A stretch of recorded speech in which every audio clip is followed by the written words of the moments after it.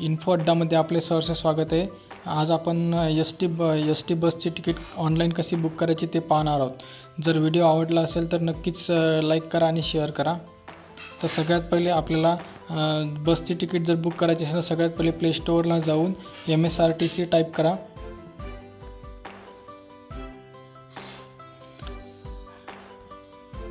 MSRTC type केल्यानंतर आपल्याला इथे ही ॲप दिसेल। ही ॲप डाउनलोड करायची। डाउनलोड करून केल्यानंतर आपल्याला ती ओपन करायची। ओपन केल्यानंतर एक्सेप्ट करायचा। एक्सेप्ट केले की हे पेज ओपन होणार। वरती साइन इन वर क्लिक करायचं। साइन इन वर क्लिक केल्यानंतर साइन टू रजिस्टर वर क्लिक करायचं। त्याच्यानंतर खाली क्रिएट अन अकाउंट वर क्लिक करायचं।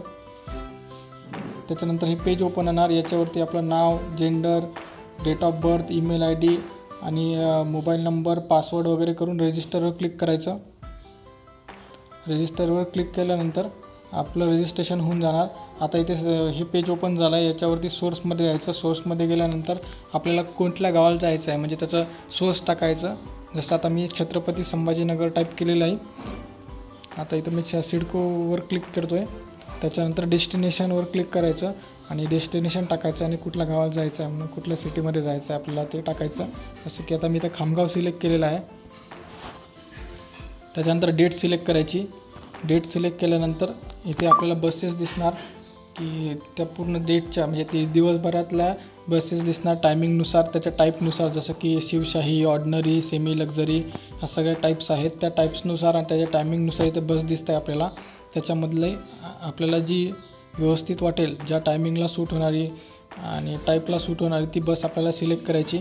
सिलेक्ट केल्यानंतर इथं बोर्डिंग पॉईंट सिलेक्ट करायचा जसं छत्रपती संभाजीनगर आणि कुठे जायचं आहे ते लाईटनिंगमध्ये सिलेक्ट करायचं खामगाव। आता मला खामगावला जायचं, मी खामगाव क्लिक केली। त्याच्यानंतर सीट सिलेक्शनवर क्लिक केला आणि आता इथे जाऊन नाव टाकायचं आपलं।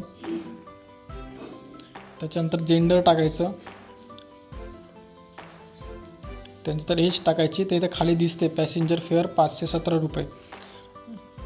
ओके, आता आपण इथे जर जेंडर चेंज केलं, फिमेल केलं आहे आणि तिथे एज टाकलं आहे तर आपण महिला सन्मान योजनेअंतर्गत आपल्याला 275 रुपये तिकीट पडेल। त्याच्यानंतर गो फॉर पेमेंटवर जायचं। त्याच्यानंतर इथं मोबाईल नंबर टाकायचा। मोबाईल नंबर टाकल्याच्या नंतर तुम्हाला पेमेंटचं ऑप्शन क्लिक होणार। प्रोसीड टू पेवर क्लिक करायचं खाली। प्रोसीड टू पेवर क्लिक केल्यानंतर इथं proceed to pay with Paytm click करायचं। त्याच्यानंतर आता आपण पेमेंटच्या पेजवरती आलेलो आहे। याच्यामध्ये पेमेंट ऑप्शन सिलेक्ट करायचे, debit card, credit card, UPI code. आता मी इथं UPI कोड सिलेक्ट केला आहे फोनपेचा। त्याच्यानंतर ते फोनपेने इथं पेमेंट करतो आहे। जसं पेमेंट सक्सेस झालं आहे की आपली ही तिकीट ओपन झालेली आहे। या तिकीटवरती सगळ्यात शेवटी QR कोड आहे, तो स्कॅन करून पण होईल आणि आपल्याला ही तिकीट PDF मध्ये डाउनलोड पण करता येईल। जसं की दिसते 275 रुपये फेअर हा QR कोड दिसतोय आणि वरती आपण PDF वर क्लिक केलं तर आपलं PDF मध्ये ती तिकीट डाउनलोड होणार। डाउनलोड झालेली आहे तिकीट आणि आता आपण डाउनलोड झालेली तिकीट ओपन करतोय।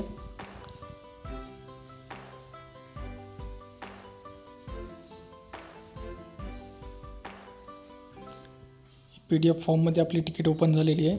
आपण बसमध्ये बसल्यानंतर कंडक्टरला हे तिकीट दाखवू शकतो। व्हॅलिड तिकीट आहे, त्याच्यामध्ये QR कोड पण आहे, त्याच्यामुळे तो स्कॅन करून किंवा तिकीट नंबरवरून चेक करून तो कन्फर्म करू शकतो।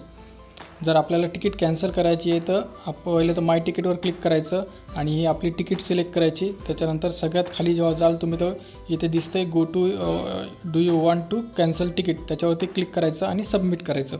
सबमिट केल्यावरती आपल्याला एवढी रिफंड अमाऊंट दिसते तेवढी आपल्याला रिफंड मिळणार आणि इथे कॅन्सल स्टेटसवर दिसणार। तर अशा प्रकारे आपण तिकीट बुक पण करू शकतो ऑनलाईन आणि कॅन्सल पण ऑनलाईन करू शकतो। जर व्हिडिओ आवडला असेल तर नक्कीच लाईक करा, शेअर करा। धन्यवाद।